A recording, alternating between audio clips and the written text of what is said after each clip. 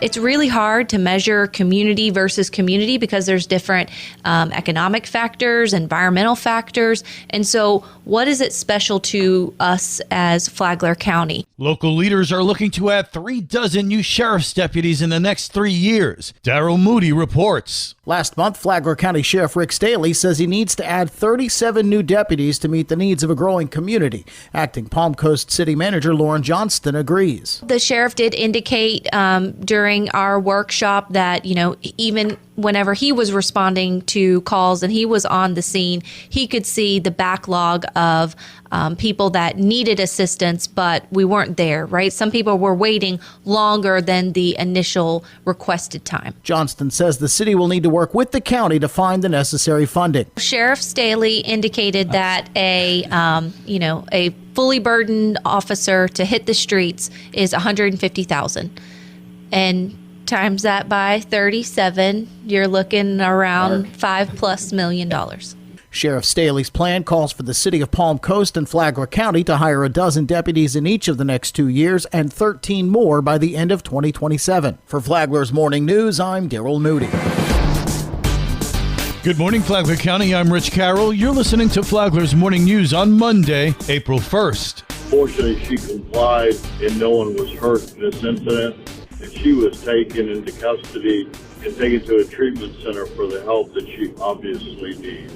Late last week, deputies from the Flagler County Sheriff's Office, along with detectives from the PACE unit, responded to a Palm Coast residence in the W section following reports from concerned neighbors who heard screams and a gunshot. Flagler County Sheriff Rick Staley. When deputies arrived, an additional shot was fired. They didn't know if it was at them or where the shot was fired. They used their training and de-escalation techniques when they confronted the suspected shooter, a female that was armed with a gun. They were able to get her to drop the gun and come to them where they secured her. It was determined that she was probably having a mental health episode. I'm very proud of our deputies and the way they handled this call. We have a great reputation for de-escalating armed confrontation. This local news is a service of Flagler County's Toyota dealer, Beaver Toyota, US 1 St. Augustine, here to wow you.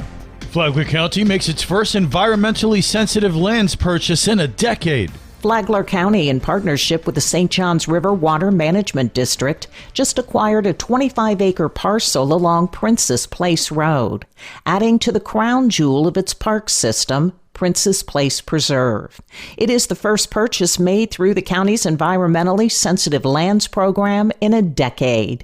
Flagler County Communications Coordinator Julie Murphy. This was the last privately owned undeveloped parcel on Princess Place Road, and this adds overall to several thousand acres of Pellister Creek Conservation Corridor, which is designed to conserve and protect the wildlife habitat and water quality for the region. Murphy adds this acquisition adds to the several thousand-acre Pellister Creek Conservation Corridor, which conserves and protects wildlife habitat and water quality to the region. And in our partnership with the St. Johns River Water Management District, it will be managed by the latter due to its adjacency to the Pellister Creek Conservation Area. It's kind of a little puzzle piece. It's surrounded on three sides by the Pellister Creek Conservation Area. Flagler County's environmentally sensitive lands program has been active since its inception in the late 1980s, with the motto, Conserving Today for Tomorrow. For Flagler's Morning News, I'm Karen Johnson.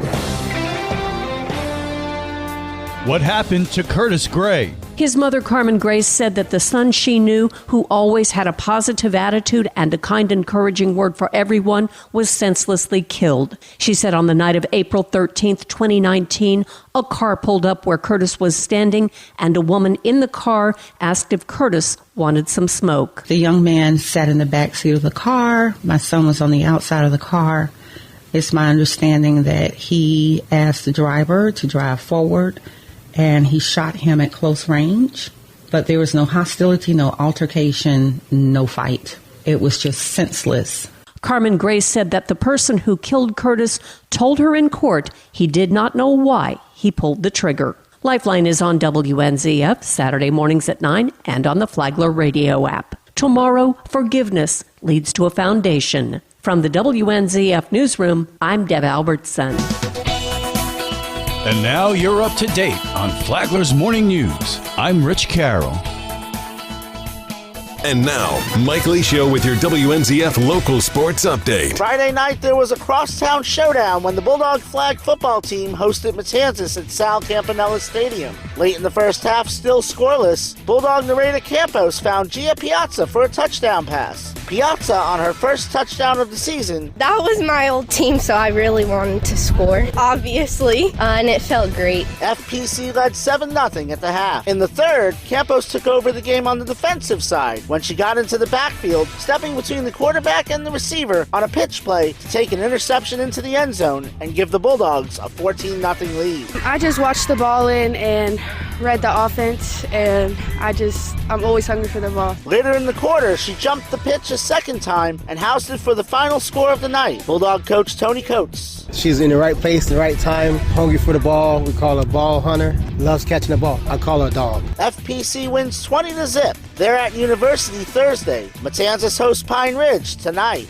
This week, two softball rivals face off, and the WNZF Sports Network will be there. Join Rich Carroll and I at the Ship tomorrow for the Shoreline Showdown between Matanzas and FPC. The Pirates are 9-1 on the season, led by the return of pitcher Leah Stevens, who missed last season with a life-threatening blood clot, and in her return this season has pitched 4 no-hitters. This team is really gelling so well. I'm having so much fun playing with them. They're all amazing people. And so just the fact that we're winning is just kind of like an extra little bonus because it's really just so much fun to be here. Despite the opponent being FPC, it's business as usual. Pirate coach Sabrina Manhart. We're focused on what we do well, and the people in our dugout, they all have a major role. The Bulldogs are 8-4. First-year head coach Brooklyn Jimison on her priorities for the team this year. We're really focusing on hitting and base running. Fielding-wise, I think we're pretty solid, but just making sure we can put runs up on the board and being smart on the bases for when we do play those tough teams this year. First pitch is at 6 p.m.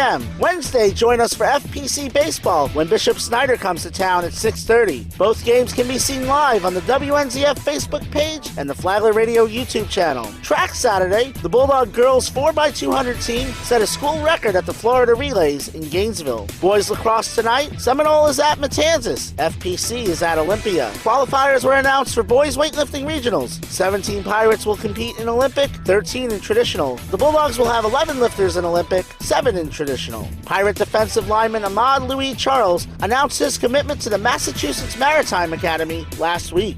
With updates Mondays and Fridays, we are your home for local sports. From the WNZF Sports Desk, I'm Mike Licio.